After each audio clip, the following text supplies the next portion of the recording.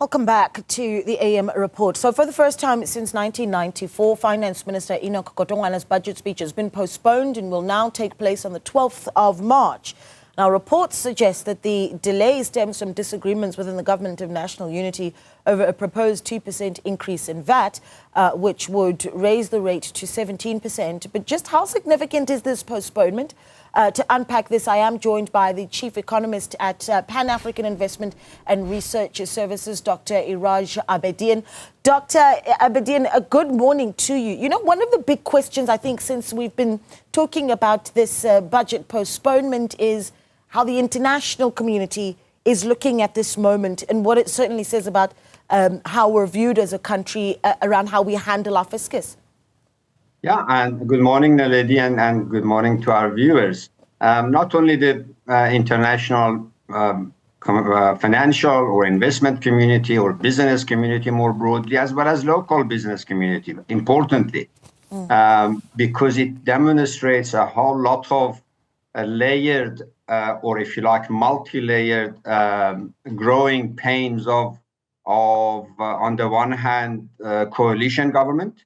The parties are beginning to weigh up each other's position, and at the same time, it's for the ANC component of the government, led by the president and deputy president, learning to be genuine and goes through the correct and honest, from a political point of view, for the sake of the society, and honest engagement with the partners. And I emphasize honesty and trustworthiness, because the budget and fiscal management, all experts will tell you, it's not something that happens overnight. It's a 9 to 11 month process.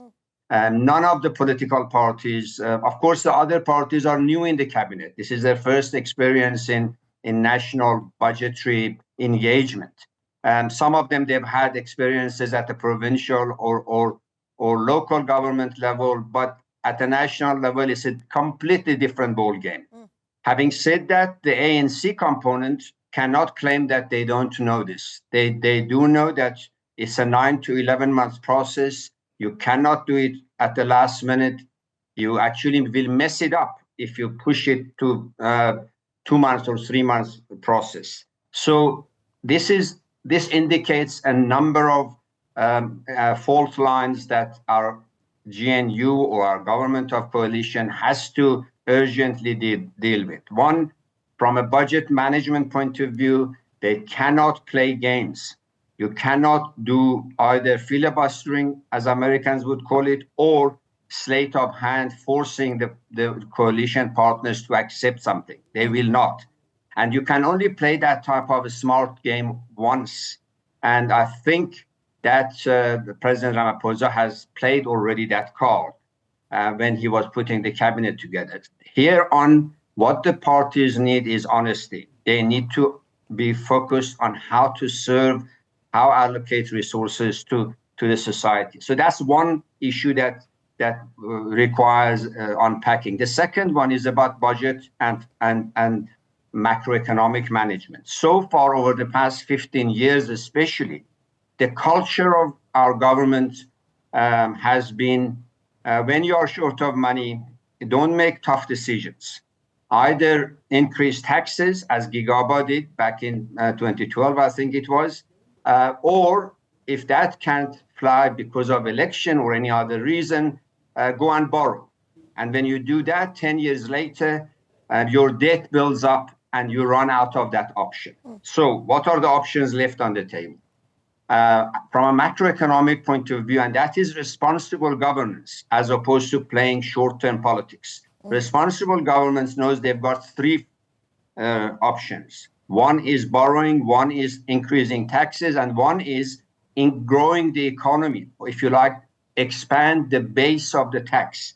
This is something that economists, both right, left, center, they've been saying for 15 years. And the government has gotten used to ignoring it. Now it's come to bite them.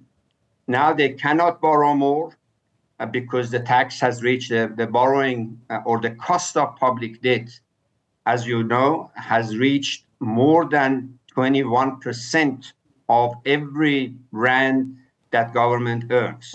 Now, that is horrific. That is, to just put you in the context, Naledi, 15 years ago, it was 25%, not even. It was below 25%. Today, it has reached 75. Now, they borrowed by kicking the can down the road. And I want to invoke with reverence late Tito Mboweni, that when he was the Minister of Finance, he made this point at the Parliament and to the Cabinet, to his fellow ANC Cabinet members, that you cannot kick the can down the line forever. Yeah. You've got to do structural changes that will grow the economy. And that is coming now to explode. So this is where I'm keen to hear then, Dr. Abedian, I suppose, and this is for the benefit of the viewer, right? You said, well, borrowing may not necessarily work, increasing taxes, well, we can see where that conversation has taken us. Here we are, right? But you talk about expanding the base of tax. For the everyday South African, what would that mean?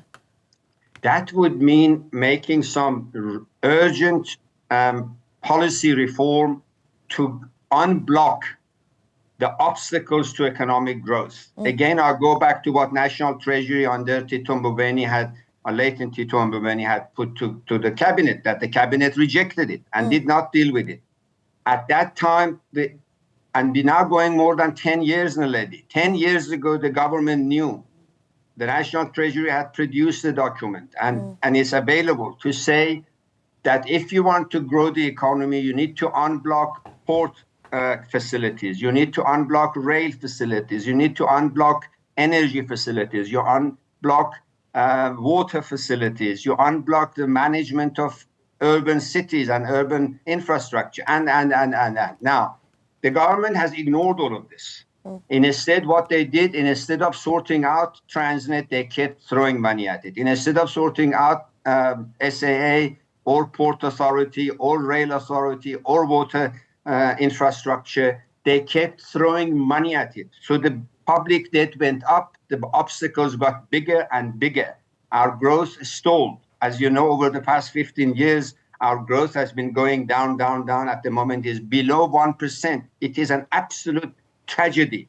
And the cost of it is on the poor and on the middle class. So primarily, of course, everybody suffers, but the middle class and the working class and the unemployed are paying the heaviest price. So, Naledi, we've ignored 15 years of what is called policy reform, or up on whatever language you want to use. I don't want to put sensational brand or labels on it. The fact is that our economy is stuck because of the inability of the government to do the required reform that they know needs to be done, but they keep kicking the can down the road, hoping that borrowing will sort out the problem. At the same time, this is where we are as a country. One would argue that it is almost a sensitive position that we find ourselves in, where debates are certainly brewing in the US around how we hold on to the AGOA agreement, an expensive year ahead of us, as well as we host close to 100 meetings for the G20 that are going to cost us a lot of money, with the world looking at us. So I think perhaps we talk about what the way forward is. If you were sitting in the office with the finance minister, what does he do? What does he say on the 12th of March? As Naledi, I want to make a very simple point. The famous freedom fighter King told us that it's always the right time to do the right thing.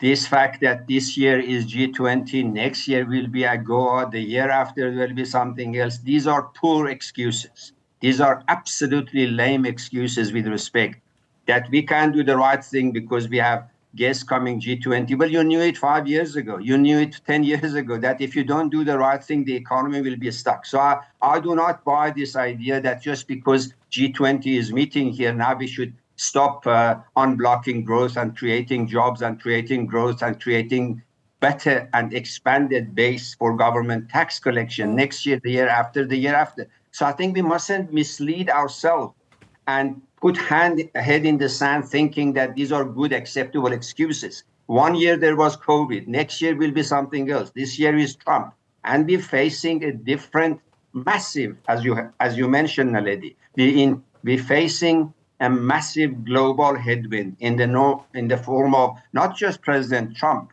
but a Trumpite mentality, which says, deal with your issues, don't rely on others' philanthropic and support in the form of AGOA, XYZ. And we've run out of runway on that front too, and Trump and his colleagues in UK, in EU, everywhere, they're going to push all countries, not just South Africa. But because we have spent 15 years not doing the right thing, we've now got ourselves in the cul-de-sac, and my view is always it's the right time to do the right thing. Get done with the policy reform that is required, unblock growth so that jobs can be created, so growth can happen, and people can see a change in their reality, not be dependent on social grant and XYZ. Some of our people will always be, and we need to support it. But to make the society to be increasingly dependent on this politically driven handouts is absolute lack of political morality.